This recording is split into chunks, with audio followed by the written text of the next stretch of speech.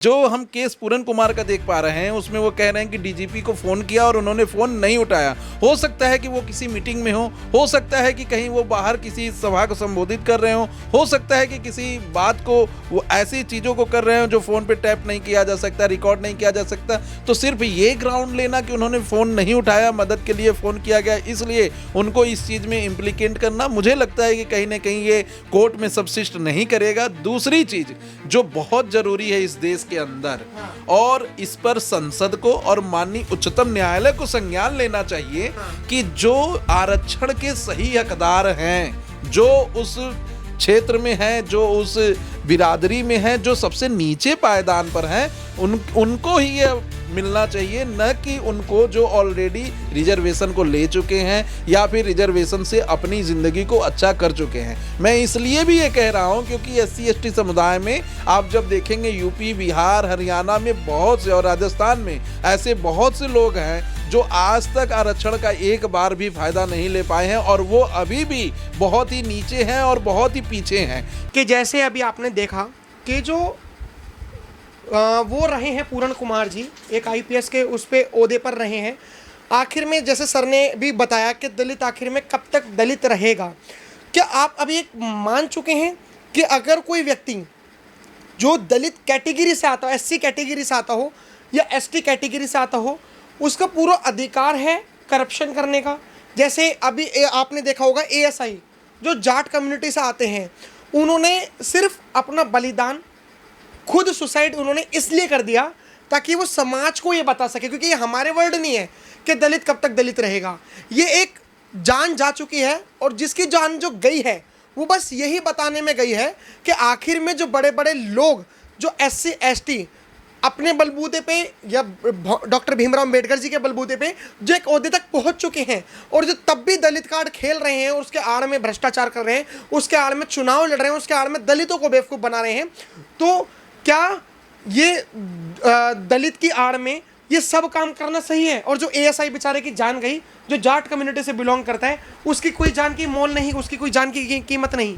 देखिए, सभी एक इंडिविजुअल की जान की कीमत है। और जब क्रिमिनल ज्यूरिस्प्रूडेंस को आप देखेंगे तो उसमें साफ साफ कहा गया है कि 100 जो कानून को तोड़े हैं उनको भले ना सज़ा मिले, लेकिन एक बेगुनाह को सज़ा आप नहीं दे सकते हैं। तो कहीं ना कहीं क्रिमिनल ज्यूरिस्प्रूडेंस इसी प्रिंसिपल पर से काम करता है। और state of West Bengal versus Orilal Jaiswal में, जो कि SEC 1994 में ऑनरेबल सुप्रीम कोर्ट ने कहा था कि ऐसे किसी भी केस में यह देखना चाहिए कि वहाँ पे क्लियर एक्टस रियस और मेंस रिया है कि नहीं, या जिस काम के लिए उकसाया गया है उसका डायरेक्ट लिंक है कि नहीं। जो हम केस पूरन कुमार का देख पा रहे हैं उसमें वो कह रहे हैं कि DGP को फ़ोन किया और उन्होंने फ़ोन नहीं उठाया। हो सकता है कि वो किसी मीटिंग में हो सकता है कि कहीं वो बाहर किसी सभा को संबोधित कर रहे हो सकता है कि किसी बात को वो ऐसी चीज़ों को कर रहे हो जो फ़ोन पे टैप नहीं किया जा सकता, रिकॉर्ड नहीं किया जा सकता। तो सिर्फ ये ग्राउंड लेना कि उन्होंने फ़ोन नहीं उठाया, मदद के लिए फ़ोन किया गया, इसलिए उनको इस चीज़ में इम्प्लीकेट करना मुझे लगता है कि कहीं ना कहीं ये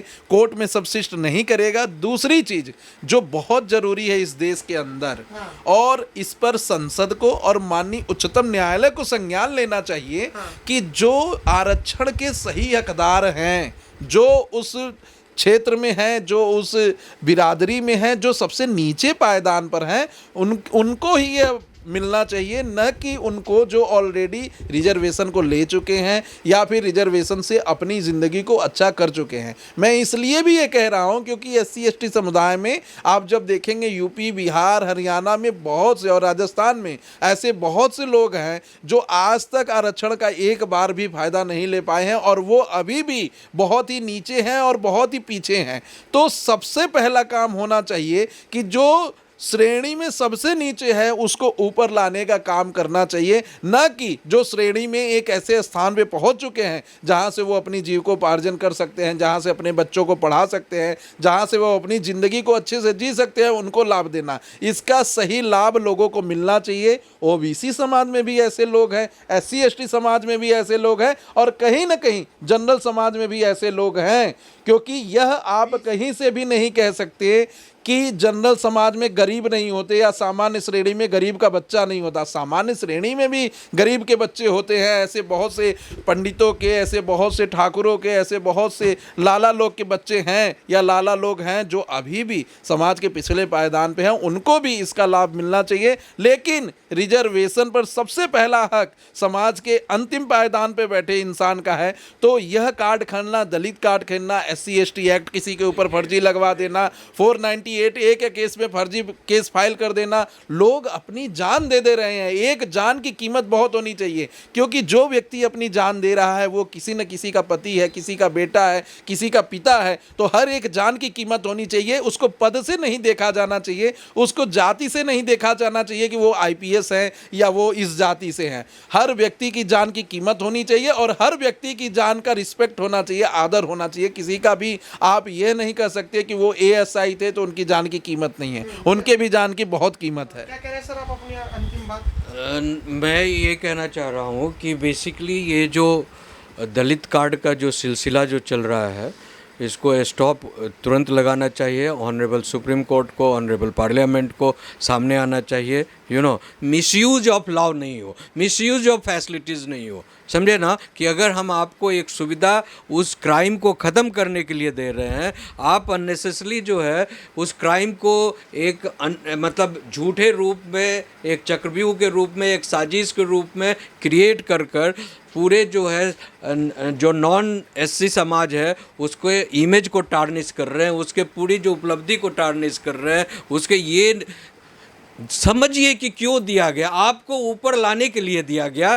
तो जो लोग, मैं बार बार इस बात को बोलना चाह रहा हूँ और कई हमेशा बोलता रहूँगा, मैं भी एक बैकवर्ड समाज से आता हूँ, OBC समाज से आता हूँ, अति पिछड़ा समाज से आता हूँ, लेकिन आज तक मुझे कोई ज़रूरत ही नहीं पड़ा कि भाई जो है यूज किया जाए। मैं तेली कास्ट का हूँ, तो मेरे कई तेली कास्ट के लोग जो हैं आपको SC में भी आते हैं। हाँ बिल्कुल, SC में आते, हिमाचल में SC आते हैं, कई जगह SC में आते हैं, कई जगह अति पिछड़ा में है वो, समझे ना। लेकिन मुझे कहीं मैं जाता हूँ, किसी भी क्षेत्र में जाता हूँ, मुझे रिजर्वेशन की ज़रूरत ही नहीं पड़ती, तो मैं नहीं लेता हूँ भाई। मैं खुद जब योग्य हूँ, संभल सकता हूँ, कर सकता हूँ, तो मुझे क्या ज़रूरत है। पूर्ण कुमार के लिए लास्ट मेरा यही कहना है कि जो लोग SC ST या OBC या एक्सट्रीमली BC का जो है अवेल कर चुके हैं और एक पद पर पहुंच चुके हैं, एंजॉय कर चुके हैं फैसिलिटीज़ को, तो उसको बिल्कुल उसको छोड़ देना चाहिए। इसके लिए कानून बनना चाहिए। और जो लोग जो नीचे जो छूट गए हैं, जिनको ज़रूरी है, उनको जो है मैंने इमीडिएटली जो है लाना चाहिए। एक परिवार में एक ही आदमी को पे मिलना चाहिए। आप हमारा सवाल नहीं समझा, हम रिजर्वेशन की बात नहीं कर रहे हैं, हम वो जो लोगों को नजर नहीं हाँ जो नहीं ये जो मीडिया ने, leader of opposition Rahul Gandhi ji ने जो एक फिलोसफी तैयार कर दी और एक साइकोलॉजी तैयार कर दी कि पूर्ण कुमार दलित है इसलिए बिल्कुल गलत कर रहे हैं, वो लोगों को गुमराह कर रहे हैं। ऐसा कोई बात नहीं है देश में, सब कोई SC ST, मैं भी मतलब अगर बैकवर्ड हूँ तो मैं भी, हमारे बहुत सारे ब्राह्मण दोस्त हैं और भी राजपूत दोस्त हैं। मान के चलो अगर भ्रष्टाचार करोगे, अगर आप भ्रष्टाचार करोगे, सोचिए कि एक हम पॉडकास्ट की तरह बात कर रहे हैं, हालांकि हम इंटरव्यू ले रहे हैं, आप OBC कैटेगरी से बिलोंग करते हो, अति पिछड़ा वर्ग से बिलोंग करते हो, और अगर आप भ्रष्टाचार कर रहे हो तो क्या ये उचित रहेगा कि आप भ्रष्टाचार करने के बाद एक चीज बोल दो कि मैं तो अति पिछड़ा वर्ग से आता हूं इसलिए मेरे को टारगेट करा जा रहा है? बिल्कुल गलत है, ये ऐसा है ही नहीं। रादर ऐसा है कि अगर आप SC ST हैं, अगर आप पिछड़ा हैं, तो आपको एक सिंपैथेटिक नज़र से देखता है शासन प्रशासन, हर तरह के लोग देखते हैं। हाँ, कुछ ऐसे लोग हैं, मैं ये मतलब ब्लैंक जैकेट ऐसा नहीं बताऊंगा कि सब जगह है। हाँ, कुछ ऐसे लोग हैं, कुछ ऐसे ऑफिसर्स हैं जिनके दिमाग में आज भी जो है कुछ ऐसे प्रोफेसर्स भी हैं, जुडिशरी में हैं, पत्रकार में, पुलिस में भी हो सकते हैं, सब जगह हो सकते हैं, समझे ना। लेकिन उनकी संख्या जो है 0.5% है। लेकिन ओवरऑल जो है समाज बदल रहा है, बदल चुका है। उस तरह की मनोदशा जो है, मिजाज जो है, लोग समझ गए हैं कि इस तरह की भेदभाव कर अनटचेबिलिटी या डिस्क्रिमिनेशन कर देश में नहीं रहा जा सकता। देश में नहीं रहा जा सकता। फिलहाल आप क्या राय रखते हैं पूरण कुमार को लेकर, हमें कमेंट बॉक्स में जरूर बताएं। देखते रहे हमारा चैनल। धन्यवाद। जय हिंद।